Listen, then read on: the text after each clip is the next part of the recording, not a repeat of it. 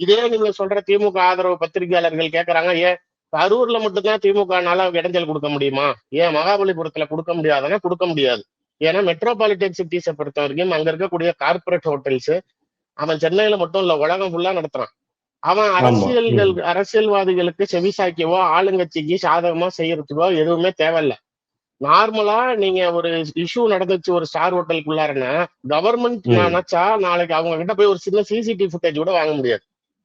அவன் எங்க இருந்து எங்க போன் பண்ணுவானே தெரியாது, அவ்வளவு சோர்ஸ் கான்டாக்ட்ஸ் வச்சிருப்பாங்க.